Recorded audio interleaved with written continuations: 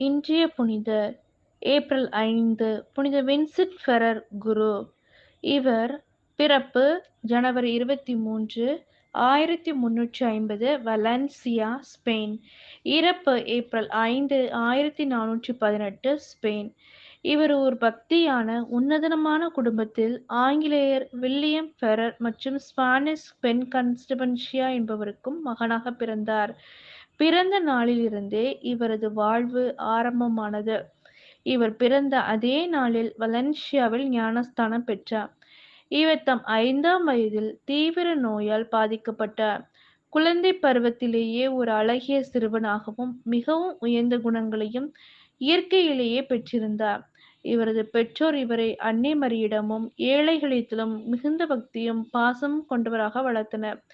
இவர் ஒவ்வொரு புதன் மற்றும் வெள்ளிக்கிழமைகளில் விரதமிருந்து தான் பெறும் இறைச்சி மற்றும் உயர்தர உணவுகளை தான் உண்ணாமல் மற்றவர்களுக்கு கொடுத்தார்.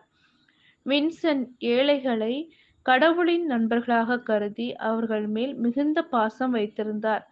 இதை பார்த்த இவர் பெற்றோர் தன் குழந்தையின் தர்ம செயல்களால் ஈர்க்கப்பட்டு தங்களுக்கென்று இருந்த சொத்தில் 1/3 பகுதியை ஏழைகளுக்கென்று ஒதுக்கி தன் குழந்தையுடன் சேர்ந்து தாங்களும் தர்மம் செய்தார்கள். வின்சென்ட் 8ஆம் வயதில் படிப்பை தொடங்கினார்.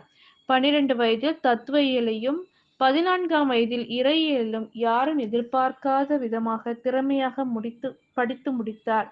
பின்னர் 1367ஆம் ஆண்டு பிப்ரவரி 5ஆம் நாள் வலன்சியாவில் உள்ள டொமினிக்கன் ஃப்ரையரில் வைத்து தன்னை கடவுளுக்கு அர்ப்பணமாக்கினார். ஆனால் அவர் சாத்தானின் சோதனைகளுக்கு உட்படுத்தப்பட்டு மிகவும் வேதனை அடைந்து சபையை விட்டு வெளியேறி தனியாக செயல்பட நினைத்தார்.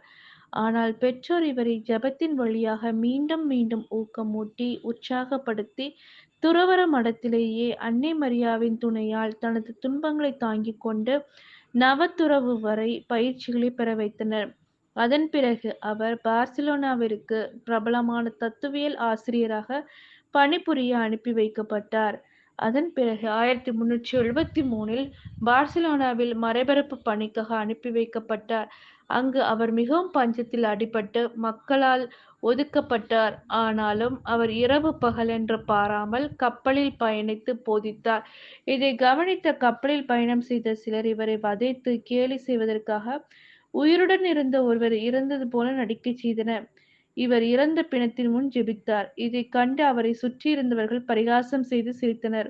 ஆனால் இவரின் வல்லமையை வெளிப்படுத்த இறைவன் உண்மையிலேயே அவரை இறக்கச் செய்தார். இதை அறிந்து பரிகாசம் செய்தோர் பயம் கொண்டு தவற்றை உணர்ந்து தாங்கள் கூறிய பொய்யை மன்னிக்கும்படி வேண்டி மனம் மாறி கிறிஸ்துவை பின்தொடர்ந்தார்கள். பின்னர் 1376இல் மீண்டும் வின்சென்ட் தூசூஸ் என்ற இடத்திற்கு ஒரு ஆண்டு கல்வியை தொடர அனுப்பப்பட்டார்.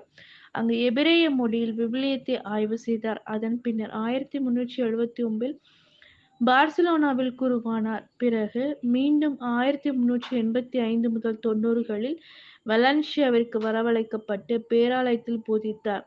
அப்போது ஏறக்குறைய 30,000 யூதர்களை மனமாற்றினார். அங்கு இவரது போதனையைக் கண்ட சில கர்தினால்கள் இவரை பழிவாங்கும் நோக்குடன் இவர் மேல் சில பொய்க்குற்றங்களை சுமத்தி நீதிமன்றத்திற்கு அனுப்பினர். அங்கு அவர் மேல் சுமத்தப்பட்ட குற்றங்களை பீட்டர் டி லூனா என்ற திருத்தந்தை விசாரித்தார். ஆனால் வின்சென்ட் கூறிய உண்மைகள் ஏற்றுக்கொள்ளப்படாத நிலையில் இவர் குருவாக இருக்கக்கூடாது என்றும் துறவறத்திலிருந்து வெளியேற்றப்பட வேண்டும் என்று பேசப்பட்ட போது வின்சென்ட் இடைவிடாத இறைவேண்டலில் ஈடுபட்டார். இதன் வழியாக உண்மைகள் வெளிக்கொணரப்பட்டது. இதன் பிறகு இவர் தனது குருத்துவ வாழ்வில் பலவிதமான நோய்களை குணமாக்கி இறை சக்தியை இவ்வுலகில் வெளிப்படுத்தினார். 21 ஆண்டுகளில் Switzerland, Spain, France, Italy, England, Ireland, Scotland ஆகிய நாடுகள் பல்லாயிரக்கணக்கான பாவிகள் தம் பாவ நிலையில் முற்றிலும் விட்டகலும் முறையில் போதித்து செய்யும் செயல்களில் உன்னை நினைப்பதற்கு மாறாக இறைவனை நினைத்துக்கொள் என்ற இப்புனிதரின் வார்த்தை மற்றவர்களை ஆழமாக சிந்தித்து செயல்பட தூண்டியது. தனது இறுதி மூச்சு வரை ஓர் சிறந்த குருவாகவே வாழ்ந்து ஏப்ரல் 5ஆம் நாள் 1418ஆம் ஆண்டு இறந்தார். இவரது வாழ்க்கை திருமறையை போதிக்கும் குருக்களுக்கு சிறந்த ஒரு எடுத்துக்காட்டாக உள்ளது. மறையுரைகளில் எளிய நடைமுறைகளை பின்பற்றி இயன்ற அளவிற்கு சான்றுகளை கொடுத்து பாவம் செய்தவர்களை மனம் திருப்பி பயனளிக்கும் வாழ்வு வாழ வேண்டும் என்பதே தன் வாழ்வின் வழியாக நமக்கு விட்டுச் சென்றார். ஜெபம்.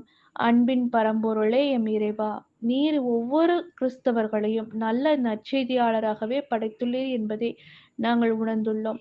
தூய ஆவியின் வல்லமையால் நீர் எங்களோடும் எங்களை வழிநடத்தும் குருக்களோடும் நாவிலிருந்து பேசி, நாங்களும் புனித வின்சென்ட் பெயரைப் போல நற்செய்தி பரப்புபவர்களாக வாழ்ந்து, ஒரு சிலரையேனும் பாவ வாழ்விலிருந்து மீட்டு, எல்லார்க்கும் எல்லாமாக வாழ வரம் தாரும். ஆமென்.